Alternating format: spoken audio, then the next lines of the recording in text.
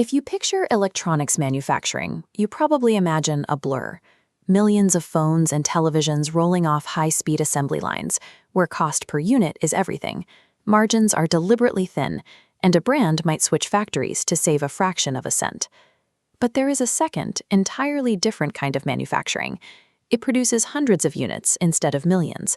Things like industrial power controllers, cardiac monitors, and the battery management systems inside electric vehicles.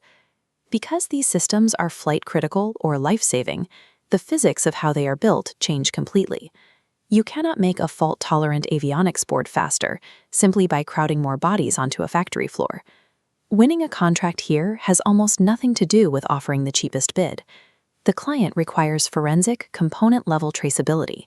They need to know the exact origin and assembly conditions of every microscopic part.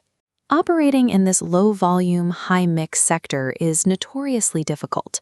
Yet, one company in India, Cyient DLM, has spent the last 30 years deliberately engineering the infrastructure to completely dominate it. That infrastructure starts on the physical factory floor. The pace here is quiet, surgical, and deeply observed. Building flight hardware or surgical equipment requires navigating an intense web of regulations. Take NADCAP, the aerospace industry's strictest audit for flight-critical hardware. Right now, fewer than 5 electronics manufacturers in all of India have earned it. This diagram maps the burden of institutional memory. If a subassembly fails inside a diagnostic device at a hospital in Frankfurt, the regulator traces it entirely backward through the supply chain. The trail must lead directly to the exact operator who soldered the joint in Mysuru. Synchronizing that level of precision across multiple facilities requires decades of continuous audits and refinement. A new competitor cannot replicate it just by raising money and buying expensive machines. These medical and aerospace certifications act as physical, time-tested walls. They lock fast-moving, volume-focused competitors entirely out of the market. But a pristine factory floor is only the first layer. The second layer exists entirely off-site, inside the global design ecosystem of the parent company, Cyient Limited. For 30 years, Cyient has co-developed defense architectures and avionics software alongside 40% of the world's top 100 corporate innovators. When your engineering teams sit inside a client's design room and handle their core intellectual property, you build a unique structural advantage. It generates what the industry calls demand pull. This chart shows how that dynamic alters the procurement cycle. When a global giant is finally ready to manufacture a new turbine controller, they don't issue a blind tender. Because they already trust the parent group's engineering, the contract flows directly downhill to the manufacturing division, bypassing the bidding war entirely. Cyient DLM secures highly complex contracts without fighting a dozen other vendors because the parent company's embedded relationships funnel the work straight to their door. Recently, the group pushed this advantage down to the microscopic level.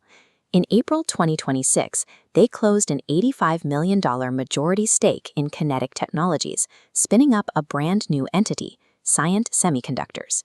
They now design custom power management chips, tailored specifically for AI data centers and electric platforms, the exact same markets they already build boards for. This diagram illustrates the fully completed vertical stack. Cyient Semiconductors designs the microscopic chip, Cyient DLM assembles the physical circuit board, and Cyient Limited engineers the final overarching system architecture. By securing the silicon beneath the board, they evolved from a vendor into an architect. A client can now address every single phase of the hardware lifecycle under one roof in India.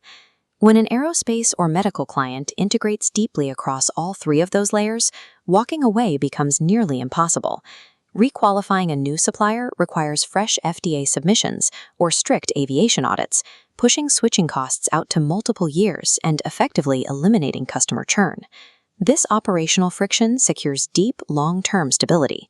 The group routinely signs build-to-specification contracts that stretch anywhere from 9 to 20 years into the future. This chart maps the trajectory of India's electronics manufacturing market, projecting a surge to nearly $200 billion by 2032. You can see the underlying volume is heavily driven by complex sectors like AI, medtech, and EV infrastructure. Right now, Cyient DLM's manufacturing capacity hovers between 50 and 60%. They have already paid for the heavy, fixed infrastructure and the grueling certifications long before this projected wave of demand arrives.